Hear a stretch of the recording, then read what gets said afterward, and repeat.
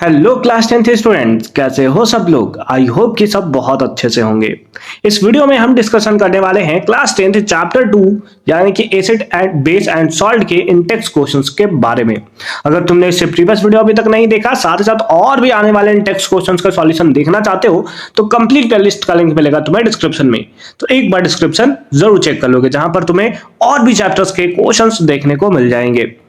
Question number 1 क्या है, why should curd and sour substances, है ना, यानी कि कर्ड और सोलर सब्सटेंसेस, है ना, जितने भी सोलर सब्सटेंसेस हैं, not kept in brass and copper vessels, यानी कि उसे ब्रास और कॉपर वेसल्स में क्यों नहीं रखा जाता है, उसका सिंपल फॉर्म में तुम्हें बताना है।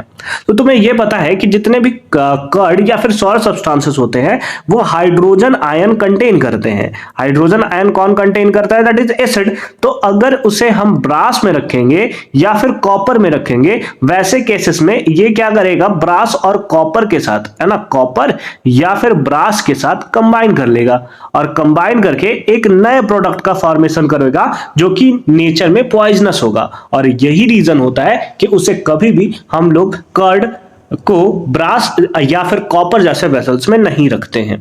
तो वही लिखा हुआ है कि curd and the other sour substances contain acid, ठीक है, which can react with the metals of the brass and the copper to form the toxic metal compounds, यानी कि वो क्या करते हैं, टॉक्सिक मेटल कंपाउंड्स या फिर पॉइजनस मेटल कंपाउंड्स का फॉर्मेशन करते हैं, जो कि कॉज करता है एक टाइप का फूड पॉइजनिंग, और जिसके साथ हमारा हेल्थ जो है वो भी डैमेज करता चला जाता है। और यही रीजन होता है कि कभी भी हमें कर्ड को या भी कोई भी दूसरे सोलर सब्सटेंसेस को हमें ब्रास या कॉपर के वेसल्स में नहीं रखना चाहिए।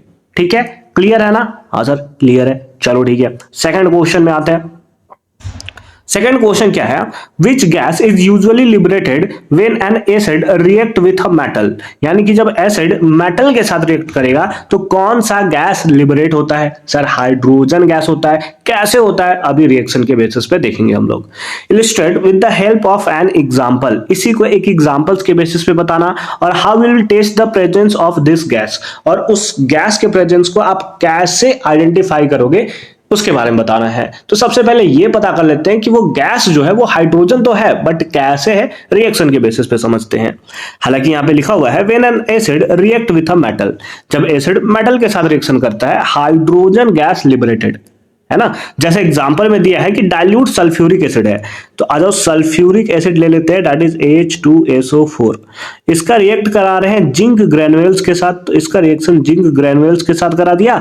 Then hydrogen gas is liberated and zinc sulphate solution is formed, तो उस केसेस में क्या बनेगा, जिंक सल्फेट बनेगा और उसके साथ साथ हाइड्रोजन गैस जो है वो लिबरेट होगा। और यही हाइड्रोजन गैस का फॉर्मेशन कब होता है, जब मेटल एसिड के साथ रिएक्शन करता है। ठीक है सर, यहां तक तो समझ में आ गया, बट ये भी बता दो कि इसके प्रेजेंस को आप कैसे चेक करोगे। तो सिंपल फॉर्म में तुम्हें क्या लाना है कि जहां भी हाइड्रोजन गैस रिलीज हो रहा है वहां पर तुम्हें बर्निंग कैंडल को या फिर स्प्लिंटर को लेकर आना है। अगर वहां पर कोई पॉप टाइप का साउंड सुनाई दिया तो समझ जाना कि वो हाइड्रोजन गैस है।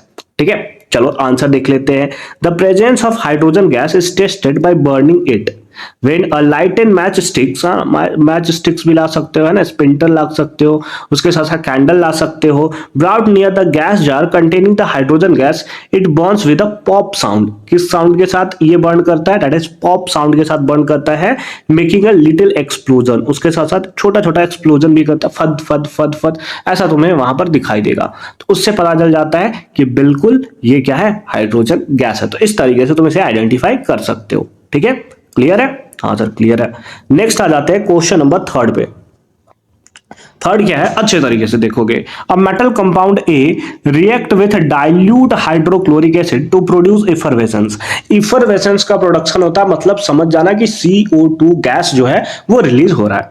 ठीक है, the gas evolve extinguishes a burning candle, जो गैस इवॉल्व हो रहा है वो एक्सटिंग्यूश कर देता है, मतलब बुझा देता है एक बर्निंग कैंडल को। तो ये कुछ और नहीं है बल्कि CO2 गैस है, क्योंकि बर्निंग कैंडल को जो एक्सटिंग्यूश करने का काम करता है वो CO2 गैस करता है। ठीक है, तो उसके लिए बैलेंस्ड इक्वेशन तुम्हें लिखना है for the chemical reaction if one of the compound formed is the calcium chloride. ठीक है, ठीक है, हमें दिया है कि एक मेटल कंपाउंड ए है जो कि एसिड के साथ रिएक्शन करता है डाइल्यूट हाइड्रोक्लोरिक एसिड के साथ। तो आ जाओ, डाइल्यूट हाइड्रोक्लोरिक एसिड के साथ कोई कंबाइन कर रहा है और उसमें से एक प्रोडक्ट हमें दिया हुआ है, दैट इज कैल्शियम क्लोराइड, है ना। एक प्रोडक्ट तो हमें लिखा हुआ है कि one of the product is calcium chloride, और उसके साथ साथ जो गैस रिलीज होता है वो भी तुम्हें पता है कि CO2 गैस है, क्योंकि ये बर्निंग कैंडल को क्या करता है, एक्सटिंग्विश कर देता है, बुझा देता है। ठीक है, ठीक है। अब इसके सॉल्यूशन के लिए ना तुम्हारा अच्छा खासा पकड़ होना चाहिए सारे के सारे रिएक्शन के ऊपर। याद करो, जब मेटल कार्बोनेट या मेटल हाइड्रोजन कार्बोनेट, है ना, मेटल कार्बोनेट या फिर मेटल हाइड्रोजन कार्बोनेट एसिड के साथ रिएक्शन करता था तो उस केसेस में निकलता था सॉल्ट, कार्बन डाइऑक्साइड और उसके साथ साथ वाटर निकलता था। हाँ सर, निकलता था। तो बस इसका आंसर क्या होगा, क्योंकि एक जो मेटल है वो कैल्शियम है, तो इसका मतलब कैल्शियम का ही कार्बोनेट होगा। अगर तुम हाइड्रोजन कार्बोनेट वाला लिखना चाहो तो वो भी लिख सकते हो, यानी कि ए जो है वो कोई और नहीं है, ए जो है वो तुम्हारा है कैल्शियम कार्बोनेट। और इधर वाटर भी निकलेगा, जिसके बारे में जिक्र तो नहीं किया गया है क्वेश्चन में, बट सब कुछ जिक्र रहेगा तो फिर क्वेश्चन का मजा ही कहां रहेगा। ठीक है, तो इस तरीके से तुम इसका आंसर लिख सकते हो, यानी कि जो मेटल कंपाउंड है वो कुछ और नहीं बल्कि कैल्शियम कार्बोनेट है। सर इसके लिए बैलेंस्ड केमिकल इक्वेशन लिखने बोला था। ठीक है, बैलेंस्ड केमिकल इक्वेशन भी लिख देते हैं, यहां पर 2 लगा देंगे। उम्मीद है कि इक्वेशन तुम्हारा बैलेंस्ड भी हो चुका है। हाँ सर, इक्वेशन तो बैलेंस्ड भी हो चुका। ठीक है, ठीक है। अब इसी चीज को अगर तुम ऐसे भी लिखना चाहो कि सर मेटल हाइड्रोजन कार्बोनेट में क्या दिक्कत है, कैल्शियम बाइकार्बोनेट में क्या दिक्कत है, तो तुम CaHCO3 होल ट्वाइस लिख सकते हो। ठीक है, प्लस HCl लिख सकते हो, गिब्स ये भी वही प्रोडक्ट का फॉर्मेशन करेगा, CaCl2 प्लस CO2 और प्लस का क्या H2O, प्लस का क्या H2O। अब इसको तुम्हें बैलेंस्ड करना है, तुम बैलेंस्ड कर सकते हो, उसे कोई प्रॉब्लम नहीं है। ठीक है, बैलेंस्ड आराम से कर सकते हो। जैसे यहां पर हमने 2 लगा दिया, ठीक है, इससे हाइड्रोजन 4 है तो यहां पर अगेन हमें 2 लगाना पड़ेगा। ठीक है, ताकि हाइड्रोजन हमारा 4 हो जाए। तो यहां पर भी तुम्हें क्या करना पड़ेगा, 4 करना पड़ेगा, तो यहां पर तुम्हें 2 लगाना पड़ेगा।